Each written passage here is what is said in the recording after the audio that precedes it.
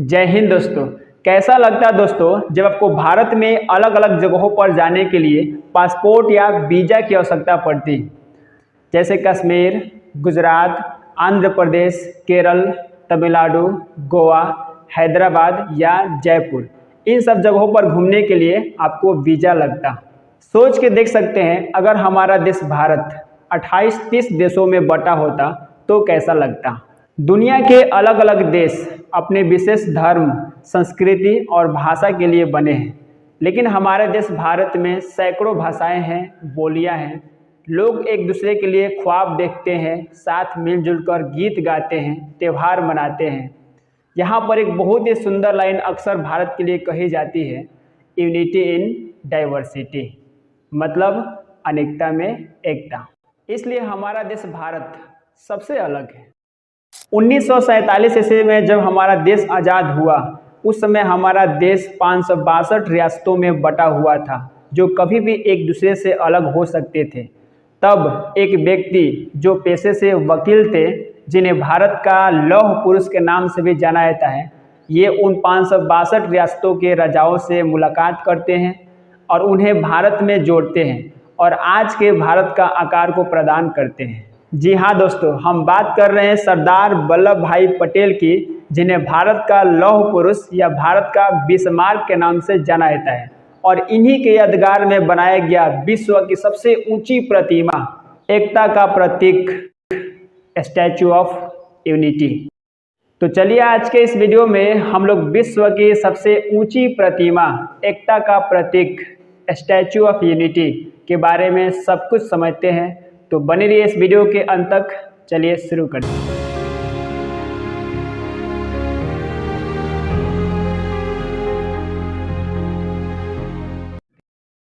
तो अपनी कहानी की शुरुआत करते हैं आज से एग्जैक्टली 148 वर्ष 5 महीने और 23 दिन यानी 31 अक्टूबर 1875 को गुजरात के खेड़ा जिला के नदियाड में सरदार वल्लभ भाई पटेल का जन्म हुआ था। इनके बचपना अभाव में गुजरा था। इनके जन्म तिथि का कोई रिकॉर्ड नहीं मिलता है। इनके मैट्रिक के सर्टिफिकेट से इनके जन्म तिथि का पता चलता है, जो फॉर्म भरते समय इनके द्वारा भरा गया था। अगर बात करें इनके शिक्षा की, तो इनके शिक्षा का मुख्य आधार सेल्फ स्टडी था, यानी इन्होंने जितनी भी पढ़ाई की उसमें अधिकांश इन्होंने सेल्फ स्टडी के द्वारा पढ़ाई को हासिल किया। लंदन से इन्होंने बैरिस्टर की पढ़ाई की और ये भारत के प्रथम उप प्रधानमंत्री और प्रथम गृह मंत्री के पद पर भी बने रहे थे। महात्मा गांधी से प्रेरित होकर इन्होंने स्वतंत्रता आंदोलन में भाग लिया और इन्होंने खेड़ा के किसानों को ब्रिटिश कर से छूट दिलाई। इसके बाद इन्होंने बारदोली आंदोलन किया और इस बारदोली आंदोलन में जीत के बाद वहाँ की महिलाओं की ओर से महात्मा गांधी ने इन्हें सरदार की उपाधि दी। इसके अलावा असहयोग आंदोलन, स्वराज आंदोलन, दांडी यात्रा, भारत छोड़ो आंदोलन, इन सभी में सरदार पटेल की भूमिका अहम थी। और इनकी सबसे बड़ी उपलब्धि, जिसके लिए हम और आप ही नहीं बल्कि पूरी दुनिया इन्हें जानती है, वह है भारतीय 562 रियासतों को आपस में जोड़ने की। और इसी कार्य के लिए इन्हें भारत का लौह पुरुष, भारत का बिस्मार्क, एकता का प्रतीक पुरुष के नाम से जाना जाता है। और आज़ादी के 71 साल बाद इस योद्धा के सम्मान के बारे में सोचा गया और फाइनली इन्हें वो सम्मान, वो अधिकार मिला जिनके ये सही हकदार थे। विश्व की सबसे ऊंची प्रतिमा, एकता का प्रतीक, स्टैचू ऑफ यूनिटी। धरती से आसमां को जोड़ने वाली विश्व की यह ऊंची प्रतिमा, जो नर्मदा नदी के किनारे बनाई गई है, जिसकी ऊंचाई 182 मीटर है और यह गुजरात के केवड़िया, जिसे एकता नगर के नाम से जाना जाता है, उसी कॉलोनी में स्थित है। यह ऊंची प्रतिमा बड़ोदरा से 100 किलोमीटर दूर तथा अहमदाबाद के सरदार पटेल इंटरनेशनल एयरपोर्ट से 200 किलोमीटर दूरी पर स्थित है। इस स्टैचू को गुजरात के सीएम नरेंद्र मोदी के द्वारा 2010 में ही घोषणा की गई थी, लेकिन सबसे बड़ा सवाल, इसे कहाँ स्थापित की जाए। शुरुआत में इसे किसी ऊंचे पहाड़ी पर स्थापित करने की सोची गई थी, लेकिन नेचुरल डिजास्टर को ध्यान में रखते हुए इसकी स्टेबिलिटी का कोई भरोसा नहीं था और तब नर्मदा नदी के अंदर स्थित साधु बेट टापू पर इसकी आधारशिला को रखी गई। जो सरदार सरोवर डैम के ठीक सामने 3.2 किलोमीटर की दूरी पर स्थित है। इस स्टैचू के आधारशिला को सरदार वल्लभ भाई पटेल के जन्म दिवस के मौके पर यानी 31 अक्टूबर 2013 को रखी गई थी। इससे पहले दुनिया में अन्य ऊंचे स्टैचू जैसे क्राइस्ट रेडीमर जिसकी ऊंचाई 38 मीटर, द मदरलैंड कॉल्स जिसकी ऊंचाई 87 मीटर, अमेरिका का स्टैचू ऑफ लिबर्टी जिसकी ऊंचाई 93 मीटर, जापान के युसुकु डाइबुत्सु जिसकी ऊंचाई 120 मीटर और इसी समय के सबसे ऊंचा स्टैचू चाइना के स्प्रिंग टेम्पल बुद्धा जिसकी ऊंचाई 153 मीटर थी। लेकिन यहाँ भारत विश्व की सबसे ऊंची प्रतिमा की आधारशिला 31 अक्टूबर 2013 को ही रख चुका था। इस स्टैचू के निर्माण का बागडोर भारतीय कंपनी L&T यानी लॉरेंस एंड टुब्रो के द्वारा सबसे कम बोली 2,989 करोड़ रुपए में की गई थी। हालांकि भारत सरकार के द्वारा इसको 3,000 करोड़ रुपए अलॉट किए गए थे। समय सीमा तय थी लेकिन काम बहुत अधिक था। इस प्रतिमा के निर्माण में अप्रॉक्सीमेटली 2,10,000 घन मीटर सीमेंट, 18,500 टन स्टील और 1,700 मीट्रिक टन कांस्य का उपयोग हुआ। 7 किलोमीटर दूर से दिखाई देने वाला इस प्रतिमा का उद्घाटन भारत के प्रधानमंत्री श्री नरेंद्र मोदी के द्वारा सरदार वल्लभ भाई पटेल के जन्म दिवस के मौके पर यानी 31 अक्टूबर 2018 ईस्वी में किया गया था। यहाँ पर एक बहुत ही इंटरेस्टिंग बात यह है कि इस प्रतिमा में अधिकांश लोहा किसानों के द्वारा उनके पुराने कृषि उपकरणों के लोहे के दान देने से हुआ है।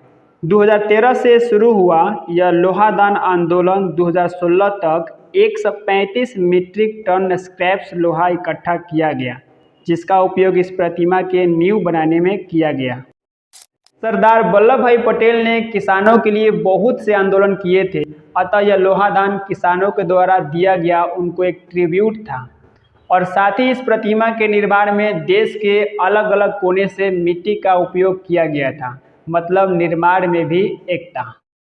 इस स्टैचू ऑफ यूनिटी का आधारशिला 58 मीटर है, जिसके अंदर एक म्यूजियम है और वह म्यूजियम सरदार वल्लभ भाई पटेल के जीवनी पर आधारित है। यहाँ पर उनके बचपन की तस्वीरों के साथ उन तस्वीरों को भी संजो कर रखा गया है, जिसमें यह दिखाया गया है कि उन्होंने देश की 562 रियासतों को किस तरह एक करके आज के भारत का आकार दिया। इस प्रतिमा के खूबसूरत डिजाइन का वागडोर राम वांजी सुतार के द्वारा संभाला गया और ऐसे इसको डिजाइन किया गया कि थोड़ी भी ऐसी कहीं चूक न हो जो किसी नाराजगी का कारण बन जाए। और देखने से यह प्रतिमा ऐसे लगता है मानो सरदार पटेल चलने के लिए तैयार है। इस स्टैचू का एक खास बात मैं आपको बताऊं, सामान्यतः दुनिया में जितने भी ऊंचे इमारतें, बिल्डिंग्स और स्टैचू का निर्माण किया जाता है उनका आधार उनके शीर्ष से काफ़ी चौड़ा रखा जाता है, लेकिन हमारी स्टैचू ऑफ यूनिटी तो खास थी, बेहद ही खास, पूरी दुनिया में खास थी। इसीलिए इसका निर्माण भी किसी खास तरीके से ही की जानी चाहिए। अगर आप इसके आधार और शीर्ष को गौर से देखोगे तो आपको पता चलेगा कि इसके शीर्ष की तुलना में आधार काफ़ी ही कम है और इसके बावजूद भी यह 180 किलोमीटर प्रति घंटा की रफ्तार से हवाओं का झोंका, 6.5 रिक्टर का अर्थक्वेक, तेज तीखी चिलमिलाती धूप या मूसलाधार बारिश, इन सभी में यह स्टैचू स्टेबल है। यह स्टैचू अंदर से खोखला बनाया गया है और इसे कुल 5 भागों में बांटा गया है और इसमें केवल 3 ही ऐसे भाग हैं जिसमें किसी पर्यटन को जाने की अनुमति दी जाती है, जिसमें पहला भाग इसके आधार से सिंग तक, दूसरा भाग सरदार पटेल के जांघों तक और तीसरा भाग 153 मीटर की ऊंचाई पर स्थित बादलों के बीच व्यूइंग गैलरी है, जहां लोग पहुंचकर सरदार सरोवर डैम तथा आसपास के खूबसूरती का मजा लेते हैं। और चौथा क्षेत्र इसका मेंटेनेंस रूम और 5वां क्षेत्र में कंधा और शीर्ष शामिल है। इन 2 जगहों पर किसी पर्यटन को जाने की इजाज़त नहीं दी जाती है। इस स्टैचू में नीचे से ऊपर आने जाने के लिए इनके पैरों के मध्य में लिफ्टें लगी हुई है, जिसके थ्रू पर्यटन नीचे से ऊपर आते जाते हैं। इस स्टैचू के अलावा अगर इसके आसपास की चीज़ों को देखा जाए तो पर्यटन के दृष्टिकोण से बहुत ऐसे आकर्षण स्थल बनाए गए हैं। इस स्टैचू से 2.5 किलोमीटर दूर स्थित नर्मदा नदी के तट पर 24 एकड़ में बनाया गया आर्टिफिशियल वैली ऑफ फ्लावर, जिसमें 300 से अधिक प्रकार के प्रजातियों के अलग अलग रंग बिरंगे फूल खिलते हैं, जो यहाँ पर आने वाले पर्यटकों का मन को मोह लेता है। 2016 में 48,000 पौधों से शुरू हुआ यह आर्टिफिशियल वैली आज के समय में 22 लाख पौधों को जन्म दे चुका है। इस स्टैच्यू ऑफ यूनिटी के समीप 14 एकड़ में बसा हुआ स्वास्थ्य का प्रतीक आरोग्य वन है। पौधों के द्वारा मानव जीवन में निभाई जाने वाली अहम भूमिका का प्रतीक यह आरोग्य वन, इसके बीचों बीच में एक 80 मीटर लंबा 3 डायमेंशनल ह्यूमन फिगर बनाया गया है, जिसके प्रत्येक अंग को एक औषधि पौधों द्वारा दर्शाया गया है, जो उस अंग के लिए मूल्यवान है। इसके अलावा 3 एकड़ से भी ज़्यादा में फैली हुई भूल भुलैया, 2100 मीटर पथ की मेज गार्डन हो या सही पोषण देश रोशन की थीम पर आधारित बच्चों को स्वास्थ्य खान पान के साथ मनोरंजन कराती चिल्ड्रेन न्यूट्रिशन पार्क हो, या दुनिया के विभिन्न पशु पक्षियों के अनूठे संग्रह वाला यह जंगल सफारी हो, या जनजातीय लोगों के लिए एक वरदान साबित होती मियावाकी जंगल पद्धति हो। मियावाकी पद्धति की शुरुआत जापानी वनस्पति शास्त्री अकीरा मियावाकी के द्वारा किया गया था। इस पद्धति में अलग अलग लंबाई के पौधों को लेकर उन्हें पास पास लगाया जाता है, जिससे कि सूर्य का प्रकाश जमीन तक न पहुँचे और उसके आसपास खरपतवार न उग पाए, और इसी विधि से किसी पौधे में 10 गुना ज़्यादा तेजी से वृद्धि और किसी जंगल को 30 गुना ज़्यादा घना किया जा सकता है। इस स्टैच्यू ऑफ यूनिटी का उद्घाटन प्रधानमंत्री श्री नरेंद्र मोदी के द्वारा 31 अक्टूबर 2018 ईस्वी को किया गया था, और 1 नवंबर 2018 को जनता के लिए दरवाजे खोले गए, जिसमें पहले 11 दिनों में 1,28,000 पर्यटकों ने इस प्रतिमा को देखा। इसके अलावा वर्ष 2018 में 4.5 लाख से अधिक पर्यटन, 2019 में 27.45 लाख, 2020 में 12.81 लाख, 2021 में 34.34 लाख, 2022 में 46 लाख और 2023 में 50 यानी 50 लाख पर्यटकों ने अब तक इस प्रतिमा को देखा है। और इसके टिकट के थ्रू पर ईयर में जो रेवेन्यू कमाई जाता है वो एस्टिमेट की जाती है 82 करोड़ पर ईयर।